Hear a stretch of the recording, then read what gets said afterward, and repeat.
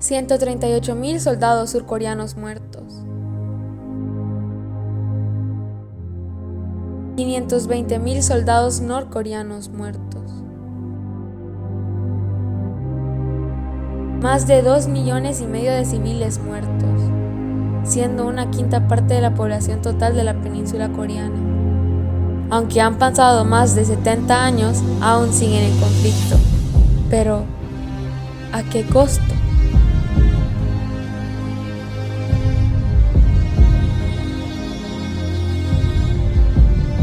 El 15 de agosto de 1945, Corea se liberó del dominio colonial japonés de 35 años.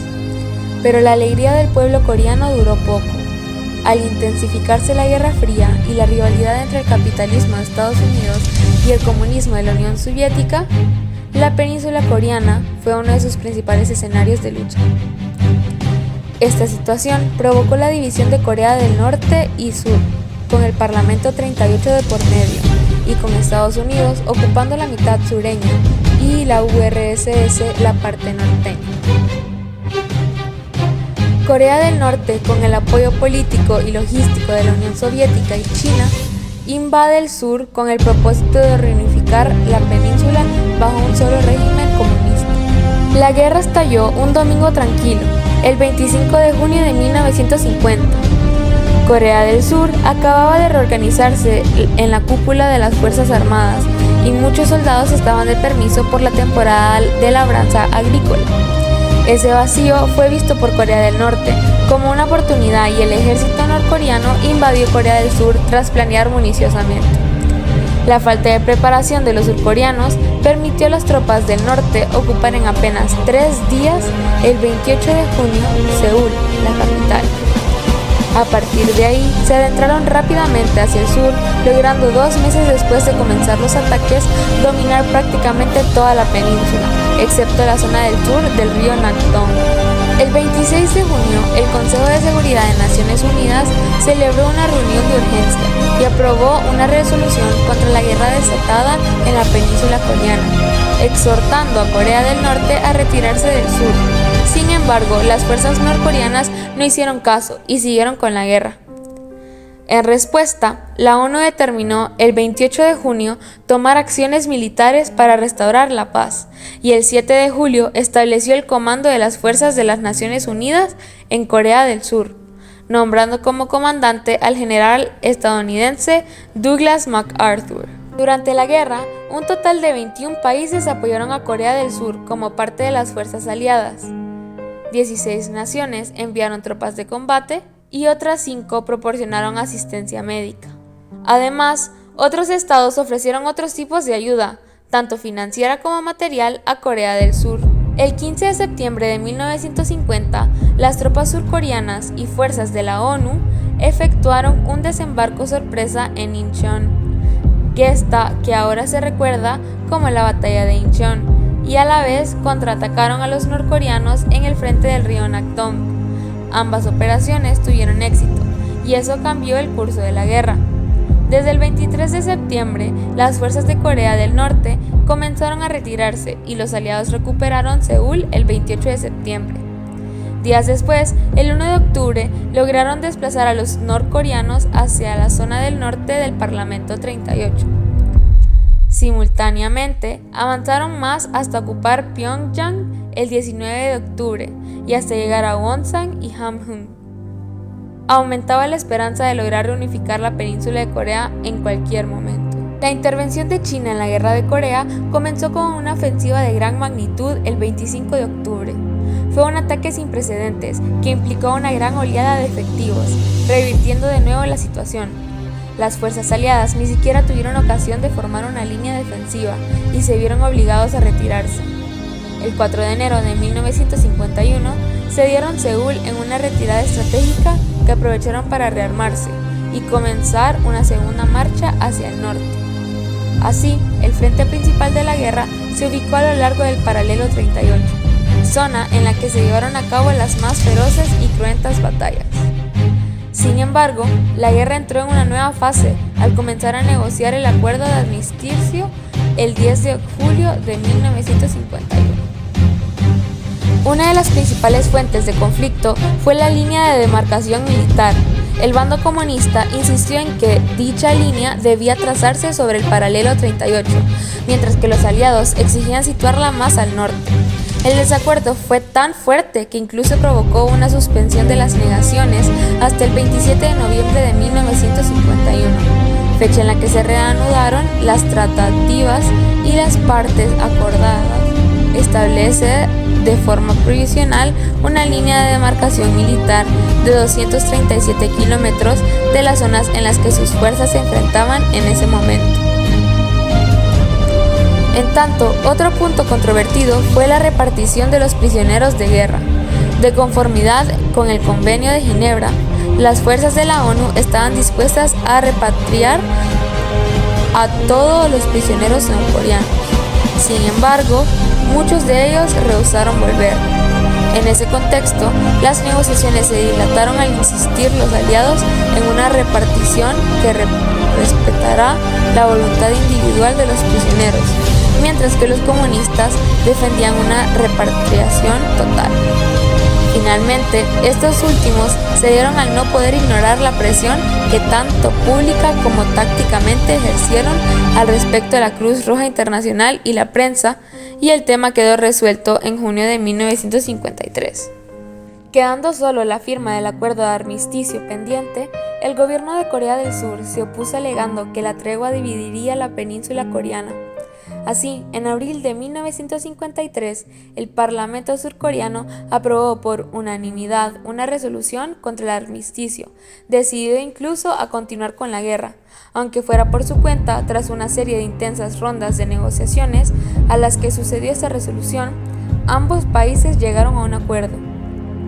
Finalmente, el 27 de julio de 1953, las fuerzas aliadas y el bando comunista firmaron el acuerdo de armisticio y el fuego cesó a las 10 en punto de la noche de esa fecha.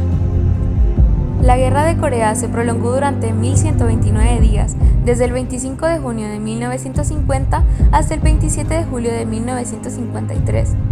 Durante ese periodo murieron 138.000 soldados surcoreanos y 450.000 resultaron heridos. Incluyendo los desaparecidos, el total de víctimas militares supuso 621.000 soldados. En el caso de Corea del Norte, los fallecidos y heridos sumaron unos 520.000 efectivos, mientras que unos 280.000 desaparecieron. Las fuerzas de la ONU también sufrieron enormes bajas, que alcanzaron 41.000 muertos y hasta 155.000 víctimas, incluyendo desaparecidos y soldados hechos prisioneros. Sin embargo, la parte más dolorosa de la guerra de Corea fue que este conflicto bélico dejó más víctimas civiles que militares. Las estimaciones indican que más de 1 millón de surcoreanos murieron en masacres, resultaron heridos o bien desaparecidos, mientras que el bando norteño, 1,5 millones de ciudadanos corrieron esa misma suerte. Sumando ambos datos, se estima que la guerra diezmó 1/5 parte de la población total de la península coreana. Igualmente, los daños materiales fueron astronómicos y hubo grandes consecuencias socioeconómicas. En el caso de Corea del Sur, las pérdidas económicas fueron valoradas en $2.281 millones, al perder un 40% del tejido industrial y el 50% de las instalaciones públicas. Además, unos 10 millones de personas tuvieron que separarse de sus familias y muchos seres queridos quedaron en paradero desconocido por la guerra.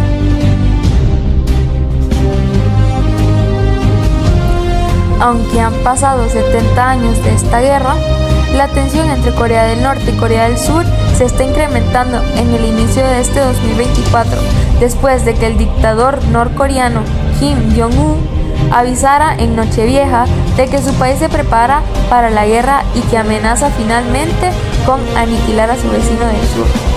En las primeras horas de este viernes, el ejército de Corea del Norte ha lanzado docenas de rondas de artillería cerca de 2 islas de Corea del Sur en el Mar Amarillo, donde residen unas 5.000 personas que han recibido la orden de evacuación.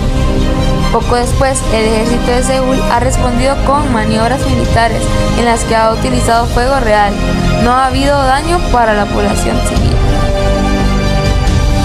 Los proyectiles de Corea del Norte han caído en una zona situada junto a la frontera marítima, que el régimen de este país no reconoce, y son consecuencias de la ruptura unilateral del acuerdo militar entre ambas naciones para evitar estos choques en esta parte del mar.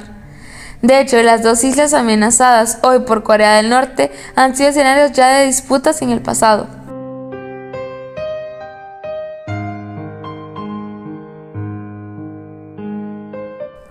Estados Unidos llegó a lanzar unos 7,5 millones de toneladas de bombas en Vietnam del Norte, Vietnam del Sur, Laos y Camboya, que es más que las detonadas en toda la Segunda Guerra Mundial por ambos bandos y la mayor cantidad registrada hasta hoy en un conflicto armado.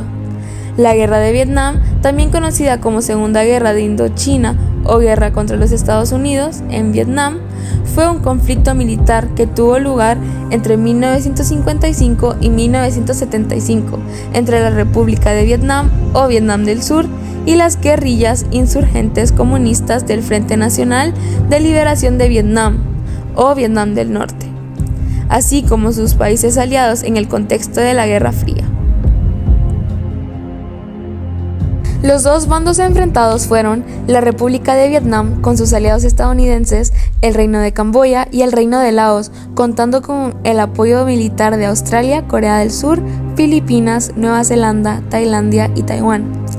La República Democrática de Vietnam y el Ejército de Vietnam del Norte, junto a los Khmeres Rojos, Ejército Comunista de Camboya y el Ejército Comunista de Laos, con apoyo militar de China, Corea del Norte, Cuba y la Unión Soviética, eran los otros.